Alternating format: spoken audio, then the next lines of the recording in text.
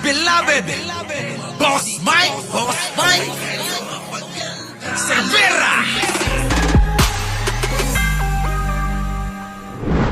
Oh, kaya pala sila nagpapakiramdaman, mga kababayan, kung sino, kung mababanggit yung mga pangalan nila diyan po sa sinasagawa na pagdinig, ng kung sino-sino yung mga sangkot. Eto mga ito, mga kababayan, tatahi-tahimik. Oh, di po ba? O tignan nyo, pati si Bersamin, abay nasasangkot. Nako, malayo bang mangyari yon? Hindi. Hindi ho malayong mangyari yun. Oo, na sangkot silang lahat. Nako, nakakabwisit. Oo. Kaya nga ho si Secretary Dizon, Benz Dizon, ayan, mukhang gusto nang tumalon sa tulay.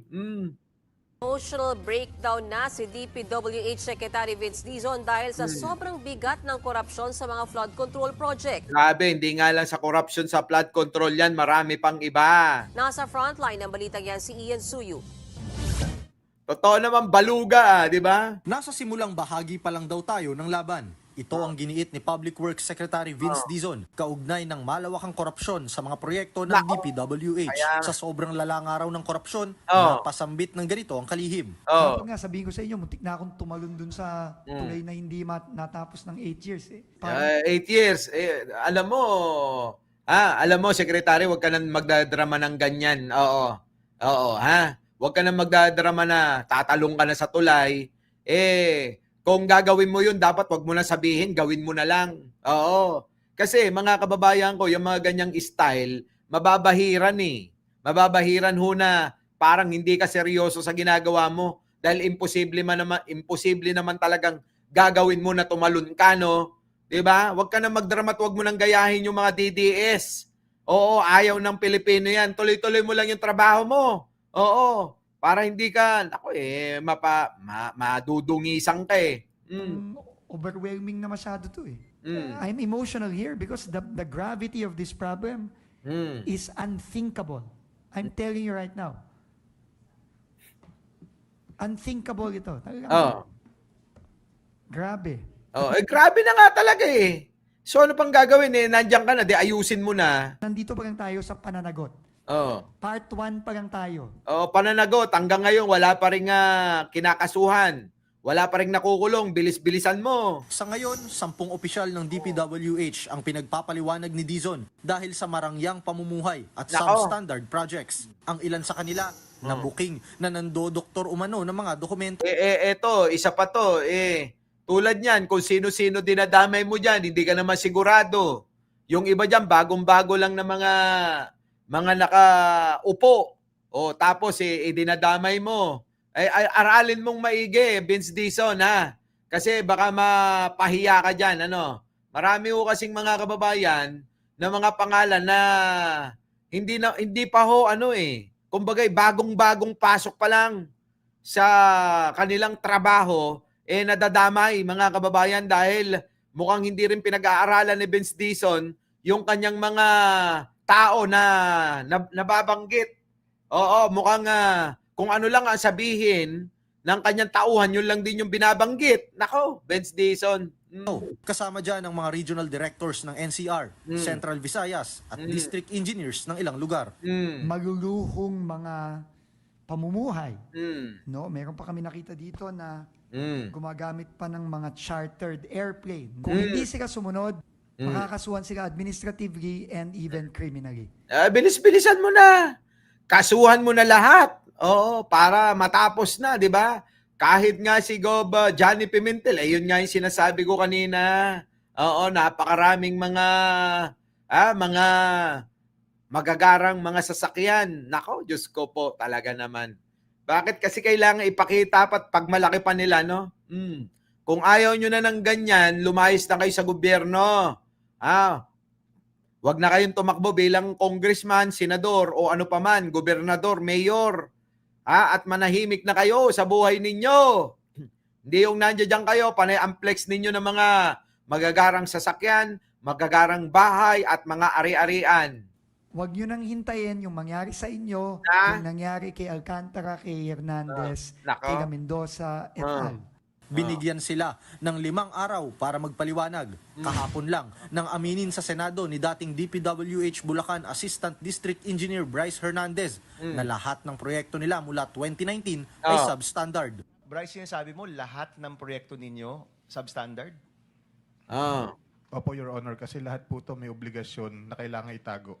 Ang masaklap, hindi lang ito limitado sa mga flood control project. At Nako. yung hawak mo ulit ay anong mga proyekto, Bryce? Yung hawak nyo ni Alcantara?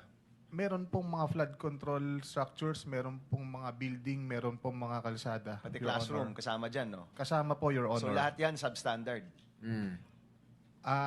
Opo, hindi po tumatama sa plano na Lahat, basta yun na yun, lahat, substandard yung mga ginawa nyo. Lahat, pinagkakitaan nyo. Lahat ng proyekto, mga kababayan, kinikbak nila. Oo. Eto pa masakit. Dahil sa kasanayan na nila, sumobra na, abay ginawa na ho nila mga kababayan na ghost project.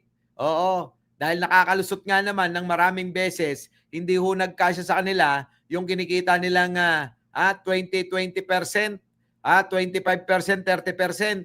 Kung hindi lahat na ho mga kababayan, kinuha na nila yung kwarta eh. Oo, ganon. nakadesign talaga para dito.